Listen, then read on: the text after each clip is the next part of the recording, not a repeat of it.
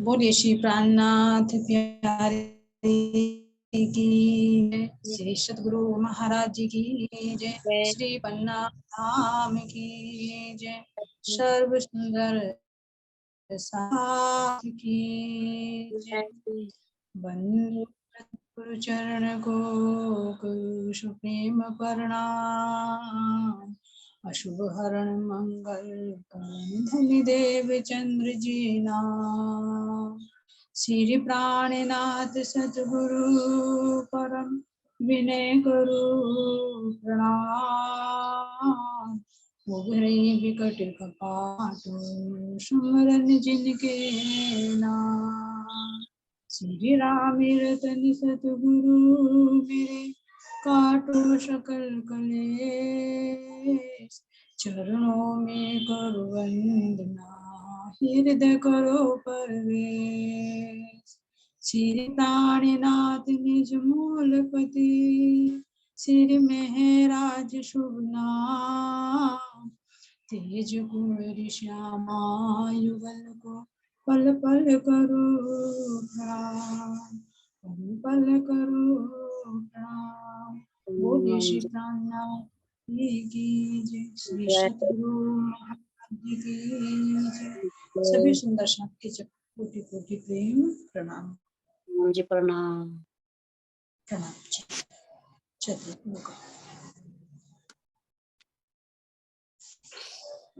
शुरू करिए। बोलो सभी सुंदर साथ के चरणों में मेरा कोटि कोटि प्रणाम।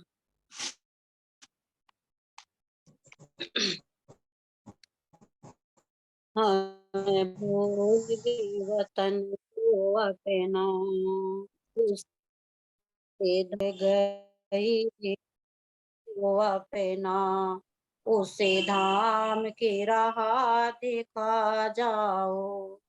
इस माया में अब तो आन पड़ी, हमें माया से पार करा जाओ। इस माया में अब तो आन पड़ी, हमें माया से पार करा जाओ। माया की हमको खबर ही नहीं थी, इसने हमको भुला दिया। माया की हमको खबर नहीं थी, इसने हमको भुला दिया। साहेब का तेरी ज्ञान नहीं था, मैंने हमको सुला दिया। इस दुख से भरी मोह माया में एक आशा की ज्योति जगा जाओ। इस दुख से भरी मोह माया में एक आशा की ज्योति जगा जाओ। हम भूल गई वतन वो अपना, उसी धाम की राह दिखा जाओ।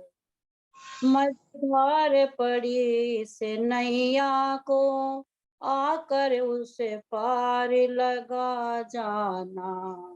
मझधार पड़ी से नैया को आकर उसे पार लगा जाना।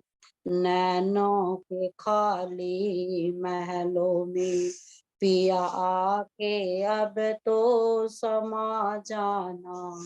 नैनों के खाली महलों में पिया आके अब तो समा जाना।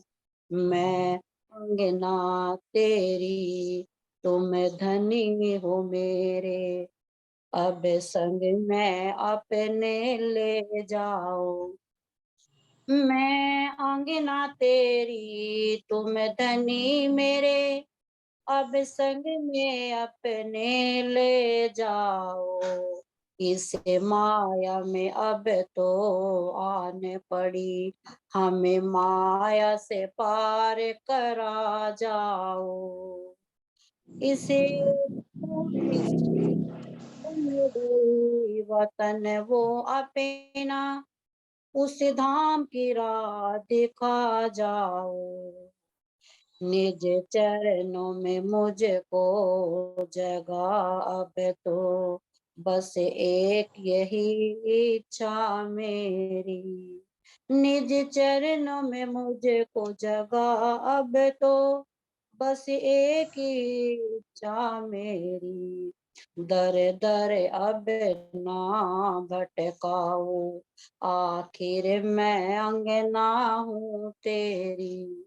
दर दर अब ना भटकाओ, आखिर मैं अंगना हूँ तेरी।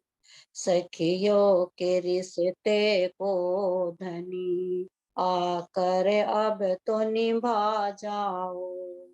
सखियों के रिश्ते को धनी आकर अब तो निभा जाओ।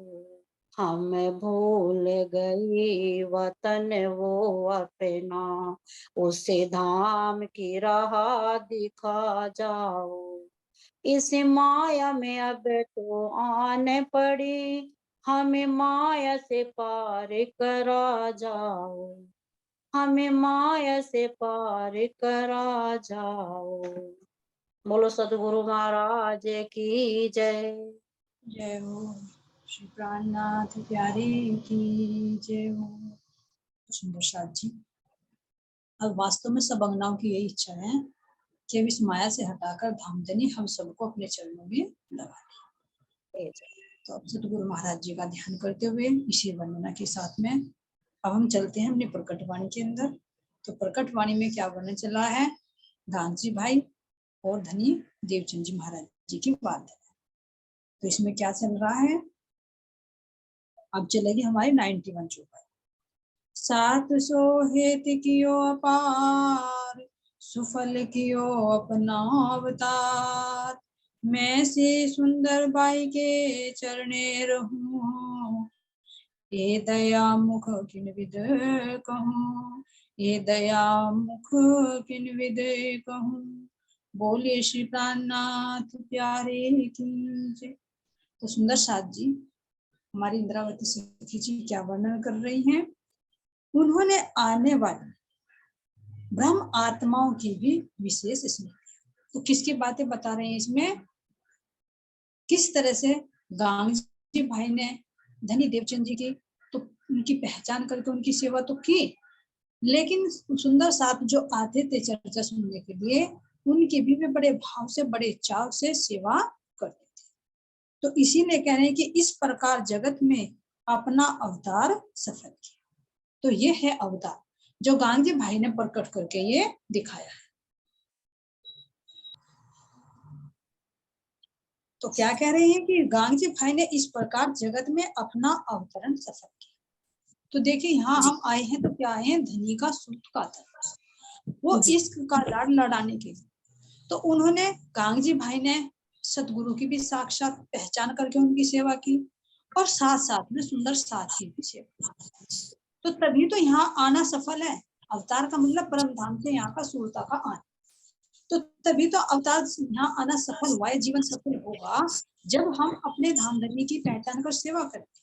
हाँ। और सेवा तो यहाँ पर आना हमारा साथ।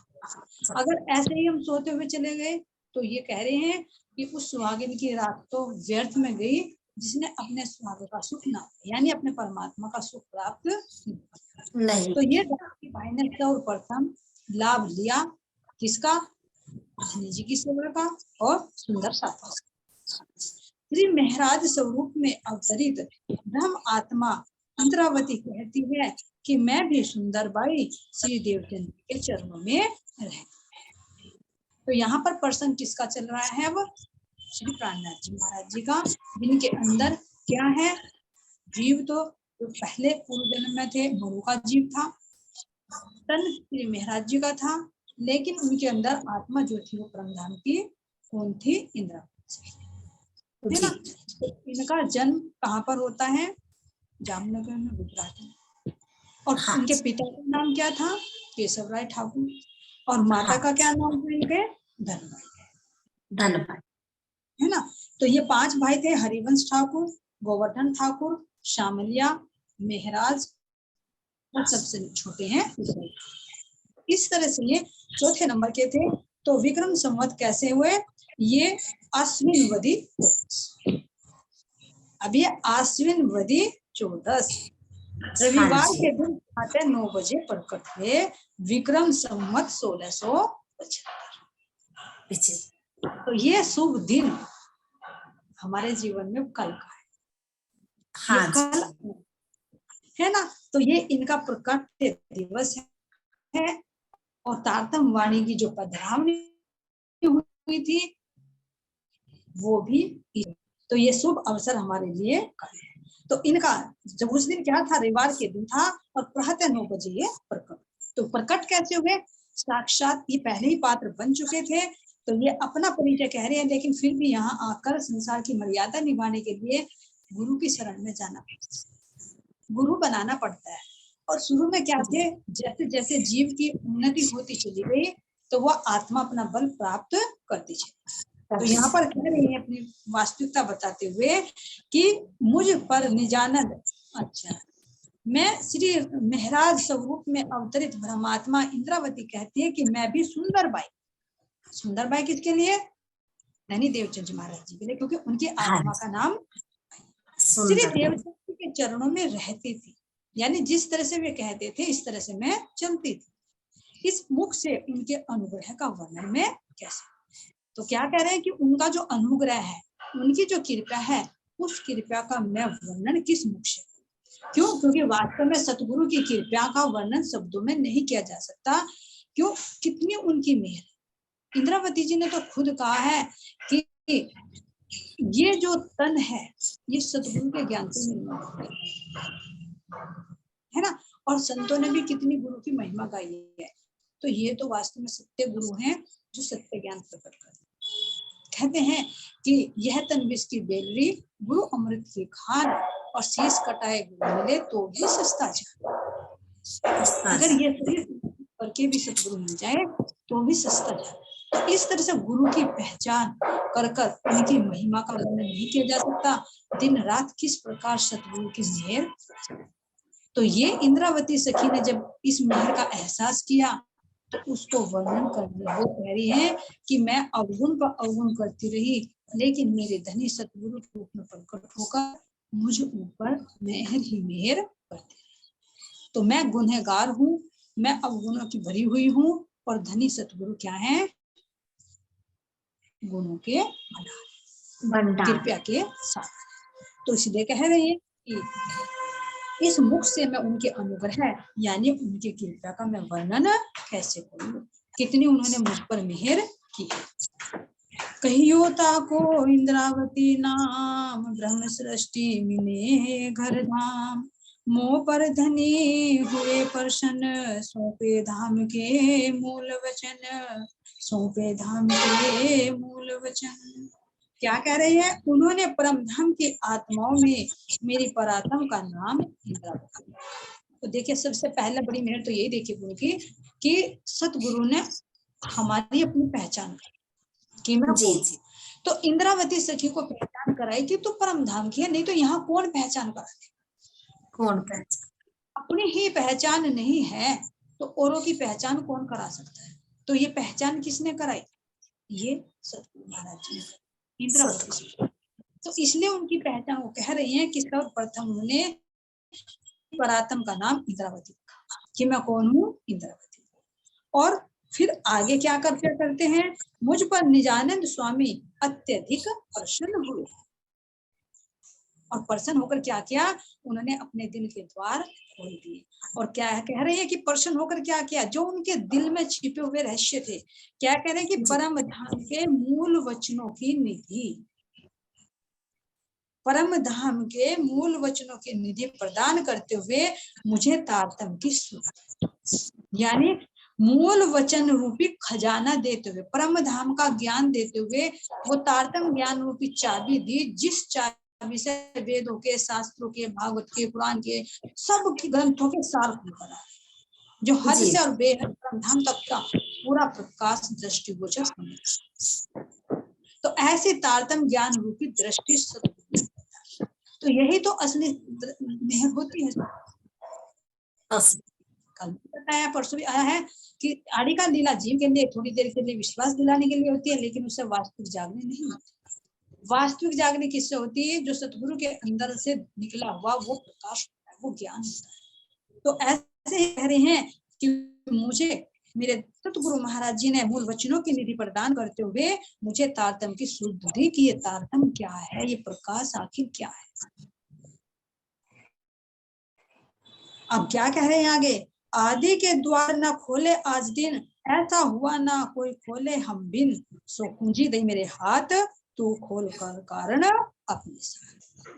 जी जी जी।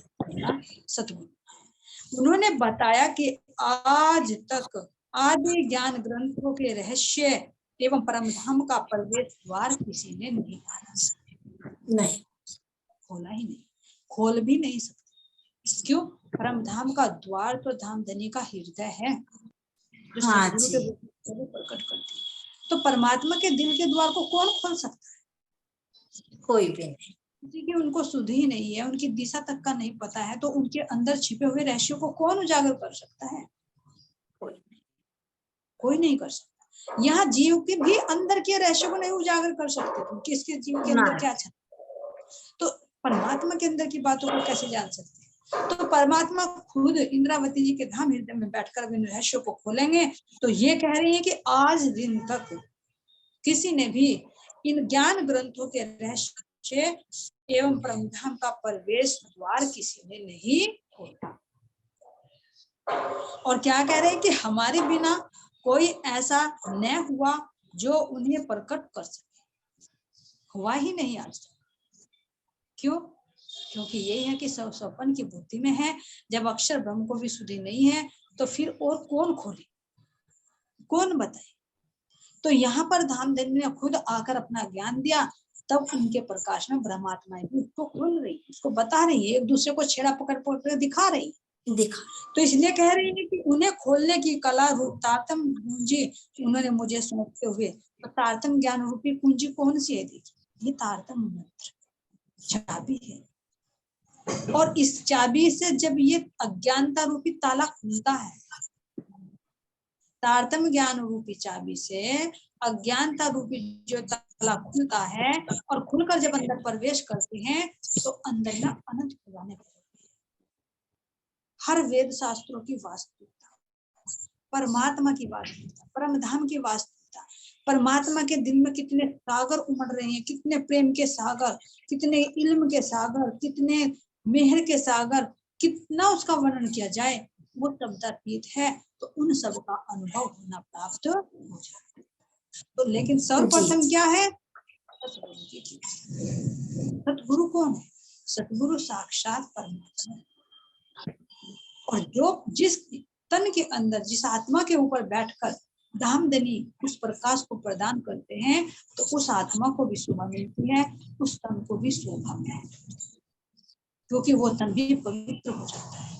कह रहे हैं कि वजूद आदम का जैसा खाक 5-2500 इंद्र, 8वें सिपारे 1 कुरान में लिखा हुआ कि वजूद आदम का जैसे खाक 5-2500 इनके पास, 8वें सिपारे का। तो ये 8वें सिपारे में कुरान के अंदर लिखा हुआ है कि जैसे आदम के 5 तत्व बनने मिटने वाले होते हैं, लेकिन ब्रह्म सृष्टियों के ये 5 तत्व भी नूर में हो जाते, चिन्ह में हो जाते। जैसे आज नूरी तन से हमारे श्री जी आज पन्ना जी में आज भी विराजमान आज। तो ये 8वें सिपारे में कुरान के लिखा हुआ है। कह रहे हैं कि जिसको शंका हो तो वो जाकर देख सकता है। तो इसलिए कह रहे हैं कि उन्हें खोलने की कला रूप तारतम कुंज उन्होंने मुझे सौंपते हुए आदेश दिया कि अपने संगी आत्माओं के लिए तुम्हें स्पष्ट कर। तो ये देखिए, अपने आप नहीं खुलवाए, किसको दिए? ये इंद्रावती सखी को ये शोभा दी कि तुझे 2 आत्माओं को जागृत करना है।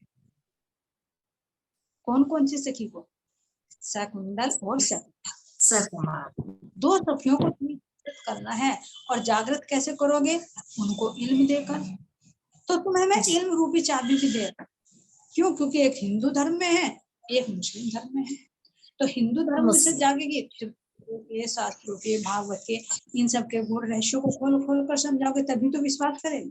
और जो मुस्लिम में आई हुई है, औरंगजेब के अंदर जो सकुमार की आत्मा थे, तो उनको कते पक्ष समझाना है तो मैं तुम्हें कते पक्ष की कुंजी भी और कुरान की वास्तविकता भी प्रदान करता हूँ। तो वो शोभा धनी देवचंद जी महाराज जी ने किसको दी है? इंद्रावती सखी। तो इसलिए इंद्रावती सखी कह रही है कि मुझे सौंपते हुए अपनी संगी आत्माओं के लिए उन्हें स्पष्ट कर, यानी उन्हें खोल हमारे लिए खुलवाए। किसके माध्यम से? इंद्रावती के माध्यम से। तो हम ये नहीं कह सकते कि सुंदर बाई के अंदर ज्ञान अधूरा था या धनी देवचंद जी महाराज जी अधूरे थे, उन्हें वो ज्ञान नहीं था। नहीं, उन्हें वो ज्ञान था, पूर्ण पहचान थी। लेकिन ये धनी की लीला थी कि 216 में लीला करनी है, तो श्यामा महारानी खुद इंद्रावती जी के धाम हृदय में बैठकर इन रहस्यों को खुलवा रही है। तो इसीलिए खुद कह रही है सुंदर बाई कि ये शोभा मैंने इंद्रावती को अपने हाथ दी। जी इंद्रावती के मैं अंगे संगे, इंद्रावती मेरा अंग, और जो अंग सौंपे इंद्रावती को तामे रमारू प्रेम देना। प्रेम। तो मैं इंद्रावती के अंगे संगे, दो नहीं है, एक है। चोले दो हैं, आत्मा दोनों एक हो गए। राज्य श्यामादि जैसे मूल में दोनों एक है, तो यहाँ पर दोनों का एकीकरण हो गया। तो मैंने के हृदय में ये विराज। तो क्या कह रहे हैं आगे? मोहे करी सरीखिया टालने हम सबों की ताप, आत्म संग भई जागृत बुध, सुपन थे जगाए करी मोहे सुध, सुपन थे जगाए करी मोहे सुध। हम सबके संताप हरण के लिए सतगुरु ने अपनी चेतन शक्ति प्रदान करते हुए मुझे अपने जैसा बना दिया। अब इस पे विशेष ध्यान देना। कहे कि मोहे करी सरीखे आप। तो सतगुरु क्या है? सतगुरु वो है जो अपने समान बना लेता है। जी जी है ना, वो सतगुरु जो अपना आवेश, अपना बल देकर अपने समान बना लेता है। इसलिए कह रहे कि मोहे करी सरीखी आप। सतगुरु ने मुझे तारतम्य ज्ञान देकर अपने समान मुझे बना दिया। तो मोहे करी सरीखी आप, टालने हम सबों की ताप। जो हम इस त्रिगुण के अंदर फंसे हुए थे, तो इस त्रिगुण से बचाने के लिए, इन त्रितापों से बचाने के लिए, जो देविक और भौतिक त्रितापों में ये जीव और ये आत्मा भटक रही थी, तो इससे पार उतारने के लिए सतगुरु महाराज जी ने अपना क्या दिया? अपनी चेतन शक्ति। ध्यान देना, अपनी चेतन शक्ति, यानी जो सतगुरु के अंदर जोश आवेश था, वो इंद्रावती जी के धाम हृदय में विराजमान, वो है चेतन शक्ति। तो चेतन की श्री प्राण जो यहाँ जड़ हो रहे थे, जो कह रहे थे कि मुर्दे के समान हम पड़े हुए थे, तो जहाँ ये जड़ हो रहे थे, उन्होंने अपनी चेतन शक्ति देकर हमारे अंदर प्राण फूंक दिया, परम धाम की उस चेतना को खड़ा कर दिया। अपना आवेश, अपना बल, अपना जोश देकर, अपना प्रेम, अपना ज्ञान देकर, है ना, ये परम धाम की सारी निधियां देकर हम जड़ को चेतन सतगुरु ने कर दिया। तो इसीलिए कह रहे हैं कि उन्होंने अपनी चेतन शक्ति प्रदान करते हुए मुझे अपने जैसा बना दिया। मेरी आत्मा में उनकी जागृत बुद्धि का प्रवेश हुआ। तो देखिए क्या करें कि मेरे हृदय में उनके अंदर जो जागृत बुद्धि थी, जो जागृत बुद्धि कौन सी थी? जिस अक्षर ब्रह्म की जागृत बुद्धि ने ब्रज और रास को अपने हृदय में अखंड किया था, वो है जागृत। तो वही जागृत बुद्धि कब आई? धनी देवचंद जी महाराज जी के अंदर प्रवेश की। लेकिन इससे पहले सब क्या था?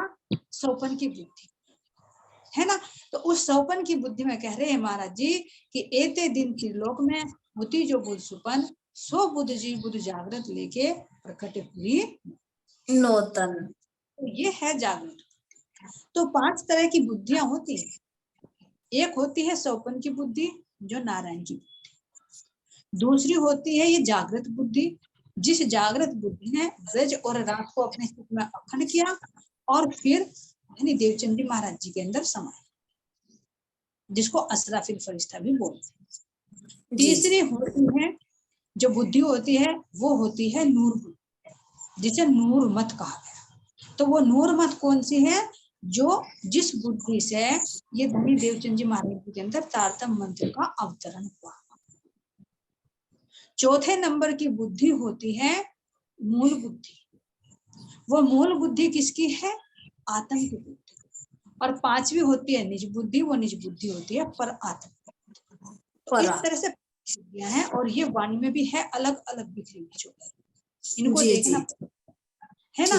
तो ये चौपाइयों में अलग अलग, चौपाइयों में अलग अलग है ना। जहाँ 5 शक्तियों का वर्णन आता है वहां बुद्ध मूल वतन आता है, कहीं कहीं पर नूर अकल आता है ना, कि वाणी सुप्रीम करी सिफत, है ना। तो ये कितने सारे चौपाइयां हैं जो अलग अलग बुद्धि का विस्तार है वाणी के अंदर है।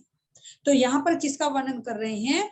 जागृति बुद्धि का। तो जिस जागृति बुद्धि से तारतम्य मंत्र उतरा है तो वो बुद्धि मुझे प्रदान कर, किसने? सतगुरु महाराज। तो यही तो बल देना है। देखिए संसार के पिता क्या देते हैं? संसार के पिता घर की धन दौलत देते हैं, उनके पास वही होता है। लेकिन सतगुरु क्या देते हैं? जो सतगुरु के पास, तो जिसके पास जो होता है वो बंदा वो ही सामने वाले को देता है। किसी सुसुप्ति जीव के पास बैठ जाओ, उसके पास जो इधर उधर की बातें होगी वही देगा तुम्हें, वही देगा। सतगुरु के पास में जाओगे तो सतगुरु सत्य ज्ञान देते, इसीलिए उनको सतगुरु कहा जाता है, जो सत्य ज्ञान से रूबरू करा। तो इसीलिए कह रहे हैं कि उन्होंने मुझे अपने जैसा बना लिया और मेरी आत्मा में उनकी जागृत बुद्धि का प्रवेश, है ना। कर, जो महाराज जी चौपाई भी कहते हैं कि कर पकड़ बैठा है के आवेश दिया मोय अंग, तादिन से पसरु दया पल पल चढ़ते रंग, है ना। तो कर पकड़ बैठा है कि यानी मेरे सतगुरु महाराज जी ने मेरी सुरता को खुद पकड़कर मोहे अपना अंग दिया। कर पकड़ बैठा है कि आवेश दिया मोहे अंग, और उस दिन से चढ़ती दया नए नए चढ़ते रहे। उस दिन से दया का प्रसार होता चला और मेरे अंदर नए नए विचार, नया नया ज्ञान उमड़ने लगा। तो ये सतगुरु की पहचान होती है, ये आत्मा की जागृति की पहचान होती है। महाराज जी ने खुद कहा कि ये ब्रह्म आत्माओं की ये है पहचान कि नए नए चढ़नी चढ़े, नए नए कहे विचार, नए नए नए नए चढ़नी चढ़ती है, चढ़ने पर चढ़ने, चढ़ने पर चढ़ने, वो नए नए कदम बढ़ाते रहते हैं। ये आत्मा की पहचान है। और जो जीव होगा उसकी चाल संसार की तरफ। तो इसलिए कह रहे हैं कि मेरी आत्मा में उनकी जागृत बुद्धि का प्रवेश हुआ, सौपनवत संसार में मृतक के समान सोई हुई आत्मा को अगर मुझे सब सुधि दी है। तो जैसे हम पहली स्थिति में थे, कैसी अवस्था थी? वो हमारी सौपन अवस्था। जब आत्मा अपने आप को भूलकर जीव रूप हो गई तो जीव के अंदर कौन सी बुद्धि होती है? नारायण की बुद्धि, जो सौपन की बुद्धि है, क्योंकि सौपन के ब्रह्मांड में सौपनवत संसार, तो पूरा संसार ही क्या है? ये सौपन है। किसका? अक्षर। तो सौपनवत संसार में मृतक के समान, मुर्दे के समान पड़ी हुई सोई हुई आत्मा को जगाकर मुझे सब सुधि दी। तो ऐसी अवस्था हमारी भी होती है कि जब तक हम सतगुरु की शरण में नहीं आए थे तब तक हम कैसे थे? मुर्दे के समान, है ना, मृतक के समान पड़े हुए थे, कुछ भी सुधि नहीं थी। लेकिन जब सतगुरु महाराज जी ने हाथ पकड़ा तो ये धीरे धीरे धीरे धीरे धीरे धीरे सब सुधि होती जा रही है। तो ये है जागृत।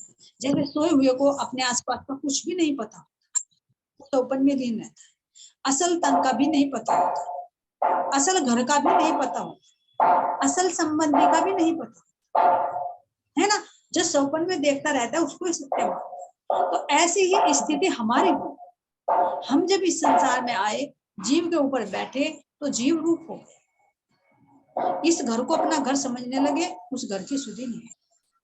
अपने इस तन को अपना समझने लगे, मैं समझने लगी, उस तन की सुधि नहीं। यहाँ के सगे संबंधियों को, पति को अपना मानने लगे, परम धाम के पति बनने का वो पता नहीं। तो इस तरह से सौपन में ही बिल्कुल नहीं।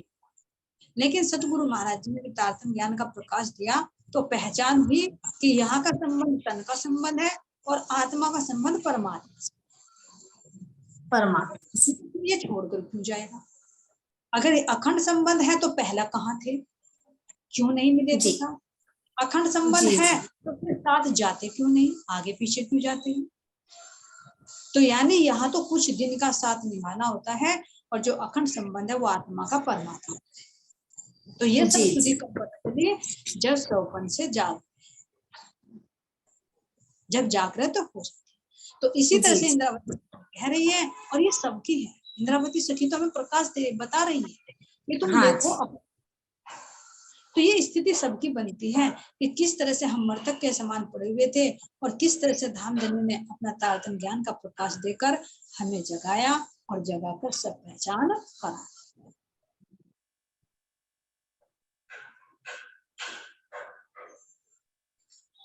अब आगे क्या कह रही हैं? श्री धनी जी को जोश आत्म दुल्हन नूर हुक्म बुध मूल वतन, ये पांचों मिल भई महमत, वेद कते बो पहुंची शरत, वेद कते बो पहुंची शरत।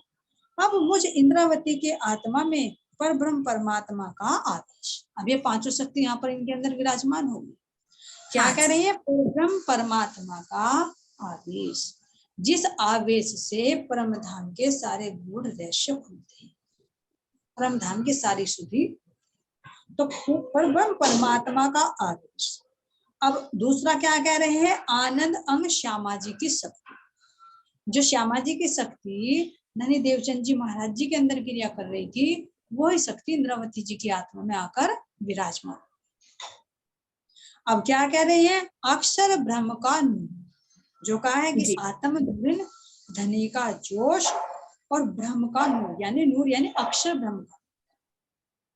अभी आया ना, नूर मतलब उनका प्रकाश, नूर मत, जिसे नूर मत कहा, यानी अक्षर ब्रह्म की बुद्धि है ना। स्वामी जी का आदेश, जिसको हुक्म कहा जाना, तो हुक्म आया जब तो श्यामा जी की बुद्धि भी उनके अंदर विराजमान हुई। हुक्म के थोड़े बैठ जाएगी, जब धामधनी का हुक्म होगा तब तो उनका आवेश आएगा। तो ये सब हुक्म के अधीन। स्वामी का आदेश एवं निज धाम की जागृत बुद्धि का समावेश। निज धाम की जागृत बुद्धि, जिसको कहा गया है निज बुद्धि, इसलिए कह रहे हैं इसमें बुद्ध मूल वतन, जिसको मूल वतन की यानी बुद्धि कहा गया है, मूल बुद्धि जी, जो और परातन की वही बुद्धि है जो राजी महाराज जी की दोनों एक रूप। इस तरह से कह रहे हैं कि ये पांचों शक्तियों का मेरे अंदर समावेश, और जब पांचों शक्तियों का समावेश हुआ तो क्या हुआ? इन पांचों को प्राप्त कर इंद्रावती महामती कहलाई। ये पांचों मिल भई महामत, वेद कतेबो। और जब महामती कहलाई तो फिर वेदों पुराणों में शास्त्रों में जितने भी छिपे भेद थे वे सब प्रकट हो गए। किसके कारण? पांचों शक्तियों के प्रकट होते, कोई छिपाव नहीं रहा। तो ये है असली संपदा धामधनी की, जो धामधनी ने सतगुरु के रूप में यहाँ पर प्रकट होकर आत्माओं को प्रदान करती। तो इस तरह से 95 चौपाई श्री धनी जी का जो शातम दुल्हन नूर हुक्म बुध मूल वतन, ये पांचों मिल भई महमत, वेद कते बो पहुंची शरत, वेद कते बो पहुंची शरत। बोले श्री प्राणनाथ प्यारे की जय, श्री सतगुरु महाराज की जय, श्री पन्ना धाम की जय।